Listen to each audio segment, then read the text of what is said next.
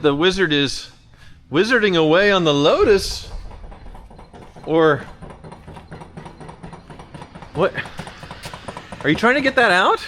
No, you remember those shake weights? I'm kind of getting some bulge going on here. Oh, I see. Okay. Well, you can use my Lotus for exercise, I suppose. Welcome to Hoovie's Garage, the dumbest automotive channel in all of YouTube. And it truly is the end of an era for Hoovie's Garage because I am selling this, my last modern supercar, and I'll probably never revisit cars like this ever again, at least on my YouTube channel. I can't imagine why. And the reason why I'm doing this, it really is the perfect storm. Number one, I have somebody that actually wants it, a really cool guy, Crazy Nick, who's a friend of Doug DeMuro, so it's going to a very good home. Number two, Hoopties do much better for me from a content perspective and a financial perspective, which we are going to check on my cheap supercar today up at the Car Wizards, the Lotus Elise, that is getting all torn apart. Apparently it's much, much worse than I thought. Getting a new clutch, looking inside, it's rough, but paying $275,000 for this thing, which is what I did 3 years ago, is the most expensive car I ever bought at the time. It makes no sense for YouTube. I made like 5 or 6 videos on it, maybe on a $275,000 car.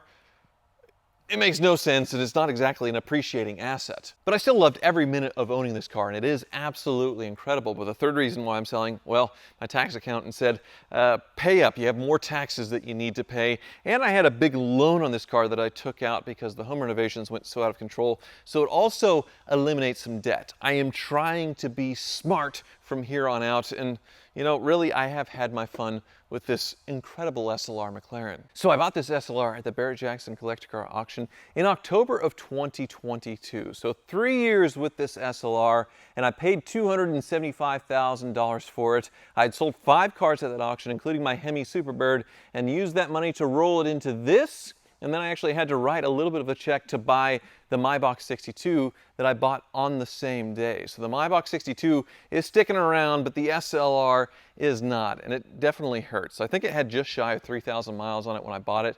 Now it has just shy of 5,000 miles, and a lot of that was driving it back from Houston. I hit the road with it. But of course, it was cheap because at one point it had a small fire in the trunk. Really, it was just an electrical event. But basically, on top of the body right here is a fuse panel that likes to short out, get hot, and it smoked out the whole trunk, smoked out the taillights, and actually singed some of the wiring. So the guy turned it into Haggerty on an insurance claim, but didn't want to keep it. He had just bought it for $400,000 at another collector car auction and didn't want to mess with it. So Haggerty was nice enough to buy the car, but not salvage it, fix it, and then sell it. So Wayne Carini bought it, and then Dennis Collins of Gas Monkey fame bought it, also a YouTuber, great channel, and then me. I ended up with it for 3 years, but somewhere in between there, it also got serviced up. So new tires, the full fancy lift, put it in the air, take the panels off, change all the filters, change all the fluids, that kind of stuff, because it had never been done in this car's almost 20 years of existence. So that was very nice, but that's also what scares people off on these SLRs. They talk about the crazy service costs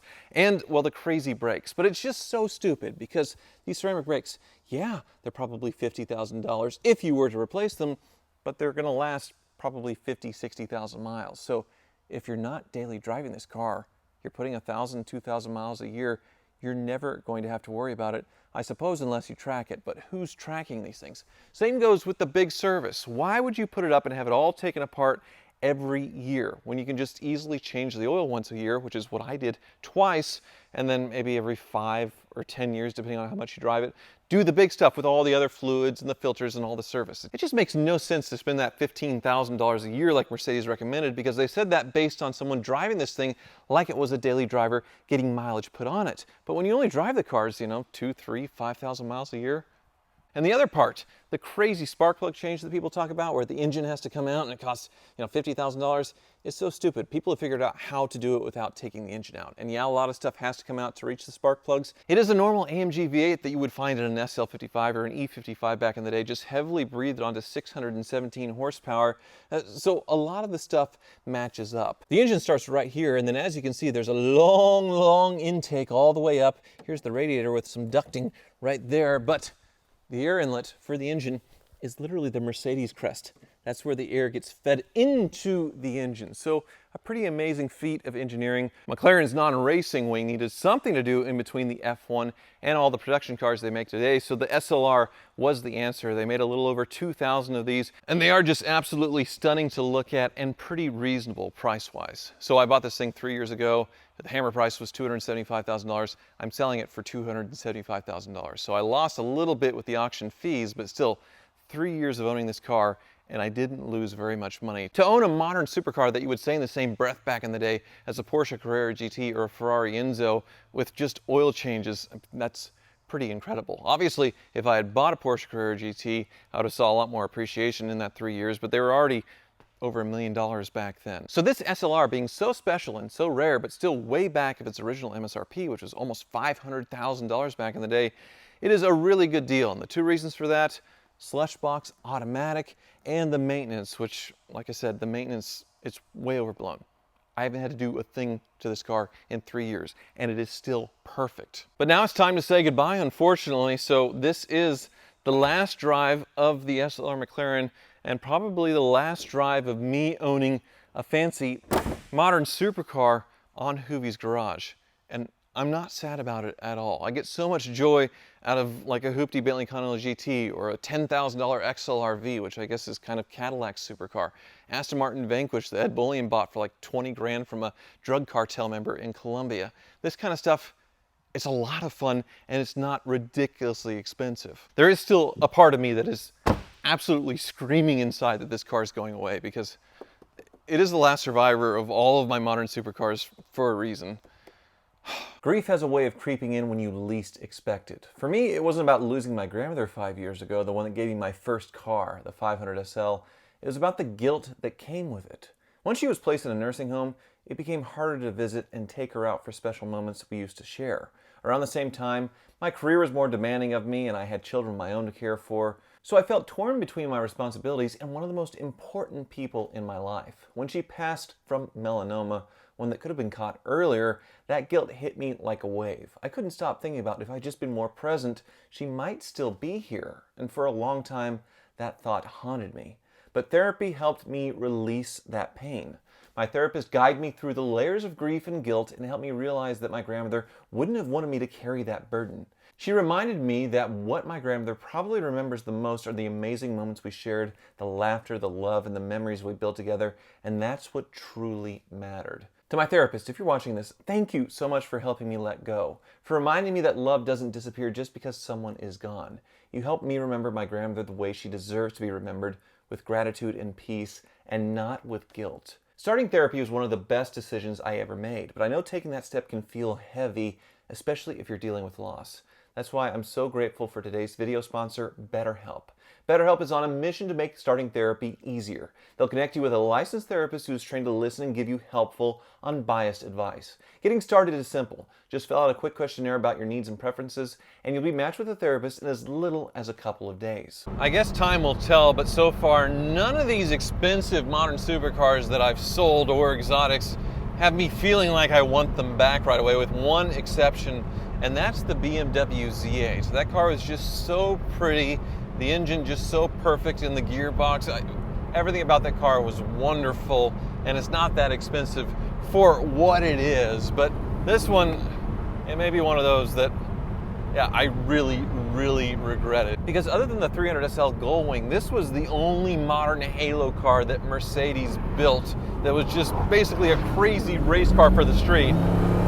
Oh my God, 617 horsepower. But, of course, the SLS came along, and then the AMG GT. And the last one of those is kind of a revelation. I was looking at them the other day, and you can buy a Hoopty version in the mid to upper 40s, which is an incredible bargain. So that might be happening sometime in the near future as a pacifier. Whoa! But it won't be quite as fast or as special as this thing. Oh man. The money's already in the account, so I can't really change my mind. I paid off the loan too, so. Oh Lord. Oh my God.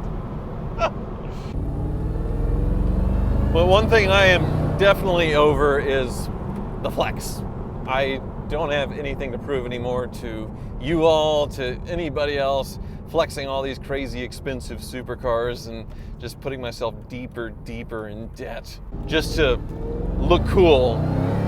And clearly that doesn't work from a YouTube perspective, because I can buy a hoopty like an XLR-V and get almost 1 million views on it and, you know, buy something like this and, well, nobody cares. There's plenty of people with money that are doing YouTube videos just to, you know, gratify themselves. But I should say there's plenty of people with a bunch of money and an amazing car collection on YouTube that just want to share their passion as well, because they absolutely love these cars and want to show them to everybody else how cool they are. So I totally get it, but I'm just as happy with hoopties. So I don't feel bad. I do feel bad, but I don't feel that bad for letting this one go. And of course, there's the Gullwing coming. That is the big fourth reason. There's a looming bill coming with that one from Nate the Gull Wizard, which I'll be visiting them soon and hopefully taking the car home. And of course, that is my ultimate dream car. So I'm content. I am so happy. And all this is possible because you all watch my videos. So I am so grateful. Now this sort of feels like a good point to end the video, but we're not ending it, because I'm gonna head up to the Car Wizards and check on the hoopty Lotus Elise. The clutch is coming out and apparently it's gross in there, which it's a Toyota drivetrain, so it can't be that bad. So one final goodbye to the SLR and we'll pick this back up at the Car Wizards. Looking stormy, but the Wizard is wizarding away on the Lotus. Or what? Are you trying to get that out? No, you remember those shake weights? I'm kind of getting some bolts going on here. Oh, I see. Okay. Well, you can use my Lotus for exercise, I suppose. Yeah? It's probably light enough for you to lift, honestly. It's very light. Yeah. So, clutch time on the Lotus. The airbag light turned out to be nothing, right? Yeah, what did you find, Daniel? The seatbelt retentioner. The cable was kind of loose. Nice, so no big deal. And No you big saved me deal. some money on this clutch, right? Or trying to? I think we can use a Toyota Corolla XRS clutch. The same transmission, same engine. We're going to find out. When we get the transmission out, we'll line it up and see. Because you quoted me $700, right? For the clutch, just the part, right? It may save you some money there.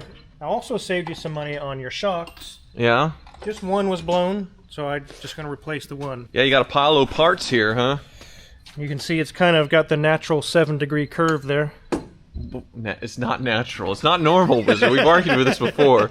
So how does somebody bend a shock like that? Just putting it in kind of badly? It's either it's failing and they hit a bump really bad and just bam, and yeah, you can see it's curved pretty strongly. Yeah. Well, is that... Oh my God.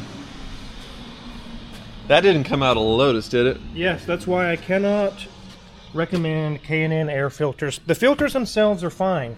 It's the fact that no one ever services them. Jeez. Look at this.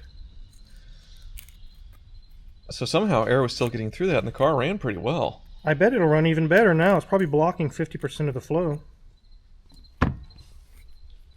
Well, obviously it's not a loved, well-maintained car based on how it looked, so should be no surprise. I'm curious when this clutch gets out how bad it's going to be, because it was pretty slippy. But how hard is this?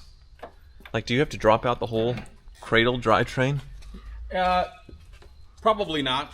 I saw a guy that did it on his driveway, so if he can do it on his driveway, I can definitely do it on the lift. Okay. It'll be tilted down kind of like this, and it'll give enough room for the transmission to come out that way. Okay. Just barely enough. Well, I guess I'll come back when the clutch is out, but you won't be here, right? I'll be lost cruising it.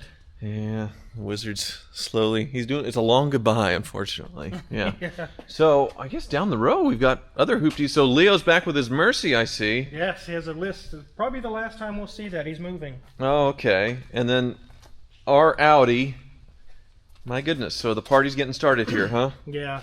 Big teardown. The next step is to pull the motor, do valve seals, check the clutch, all the things. Get it all done. Yeah, I traded this to you for 50 grand in in-store credits, and it's whittling down. So this will probably do it. April's 500 SL, which is getting the old top hydraulics done. If you see April's garage video, you'll see what's going on with this. But it's a 37,000 mile 1990 500 SL, the first year of the 129, and bought it for $5,000, and the hydraulics failed on the top immediately. It was working and then just started spraying all over her. So, yeah, it's always a job, but we've been there, done that a few times, huh? Probably at least 15 times. I've been through this many times. So that's a job, but something is done here, which is pretty nice. The Panamera, right? Yep, got a new starter, has a new little coolant pipe in the middle. We saw that it was cracking. It had some pink crusting on it. We went ahead and replaced that. Put a new sway bar bushings, tie rod in, a battery, oil change. I think you'll notice when you start it, it starts fast now. Yeah, I'm excited to take it home, but one thing that didn't work out is the parking brake, right? It's flashing still. Yeah, all three of our scan tools just won't calibrate it. I'm thinking you have to have the VCDS, which we don't have here, but if you check with Car Ninja, he may have it. Sounds like a venereal disease. It kind of does. I've got the VCDS. I got it in Juarez, Mexico. I'll check if Ninja has a venereal coquito disease. Yeah, right. Oh man. Okay, but so you have the bill for this one? I do. Oh, before we go in, Danielson wants to show us some goo. Let's see if the oil in the transmission is as bad as the clutch. Oh man, it's black as midnight.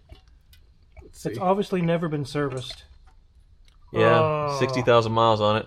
It's got silver tinge to it because all those metal flakes. Oh, are you seeing glitter? It's normal to see the glitter. It's just never been serviced. That doesn't look like it was a lot. Oh, kind of low? Yeah, that look like half a quart. Uh-oh. Huh. So where'd it go? I don't know. Who knows what the story is there? I thought I was getting a very, very good deal on this one for $20,000. No, not looking that yeah, way. you just buy a nice one, $30,000. Just go buy a nice one for $30,000. That's. If you want to get rid of it, I might know somebody who's interested that works with the Wizard. Mm-hmm. You know. No R8 outside since you're tearing it apart, but. It's saving you again this time around. Getting thin. $7,120 left, which we started with $50,000. Okay, $2,300 because unfortunately the starter was bad on it, so it did take a little bit more than I thought. Still, I bought it for $7,500, so yeah, under $10,000. We'll see if the Car Ninja can help me out with the e-brake, and then I paint the back bumper. It's a car, supposedly. All right, well, thank you, Wizard. Have fun in New Mexico. I will. Well, the Wizard was right. That light came off in 5 seconds at the Ninjas with the right computer, so no more parking brake error. But we've been busy. We were watching the end of the Car Trek Ferrari auction on Cars and Bids. Ninja finally let it go. I lost my loaner at the Ninjas, which was such an amazing machine. We'll get something else. I suppose. But yeah, $56,500. So you definitely made some money in the 5 years of ownership. A little bit, yeah. I think I don't remember what I sold it to him for. It was way too cheap, but it was in 2020 when things were going crazy. So I don't drive it at all, so it yeah, doesn't make sense. I think I was driving it more than you, honestly. Yes. Yeah. So goodbye, Car Trek 360, the very first Car Trek car. But now my Shorty Sporty's in here, which it had a massive, massive oil leak. But that's fixed, right? The timing cover? Yes, it's gone. It's beautiful. And you didn't have to do my chain guides or No, anything? they're really good. Actually, I took a video while you were gone. I'll send it to you so you can see it. Okay. And yeah. The other big issue is the radio was just completely just ruined. So he told me to get this Avon system, which it's really good. I like it. it looks just like a BMW. It's the engine. only one that will work with your DSP amplifier. Oh, okay. Nothing else will work. So that's what all these Yes. bits are. That's going to be a challenge going from here all the way to your radio. Oh, really? Yeah. Okay. Well, you told me to buy it. Yeah, absolutely. All right, well, I guess I'll come back when it's done, because that's the last thing, right? Yes. What else does this car need? That's it. Nice. Okay. And get this over to Van Gogh now that you got it all fixed, because the back end, she has a pretty good boo-boo there. Ooh, yeah. It does sound really good. From the back, I mean, I get the criticisms, but listen to that. It just sounds so good. But I'm picking up the clown shoe, which got a detail, a deep buff, but most importantly, a chlorine bomb in the interior because it was a flood car. So now, I guess we'll do the sniff test here at Van Gogh. Okay, I can actually breathe in the car now. Perfect. This thing looks and smells and drives like a hurricane car. No more, but next actually we're gonna head back up to the Wizards. Even though he's gone, Danielson's been hard at work and says he'll actually have the transmission out in a few hours so we can check out the clutch and see if there's anything really wrong with it. So fingers crossed. I'm back and Daniel has the shop to himself pretty much. You enjoy it? Or do you miss Wizard? Well, it's always nice when the boss is not around. I miss Wizard though. Do you? Yeah. You're not gonna miss the bill. No, he won't. He'll come back for the bill for sure. So, transmission is out. This very poopy Toyota transmission. Is it okay as far as it being low on fluid? Yeah. Here's your throw bearing. Kind of noisy. Yeah, so we should replace that. Yeah, it's getting replaced. Okay. And the flywheel? Yeah, the flywheel has seen better days. Just a bunch of heat spots. So that gets replaced too? Yep, a new one's coming. From where? From O'Reilly's. Oh, because it's Toyota? Yeah. Easy enough. So the engine is being held up just entirely by this, huh? Yeah, I wouldn't touch that. Oh.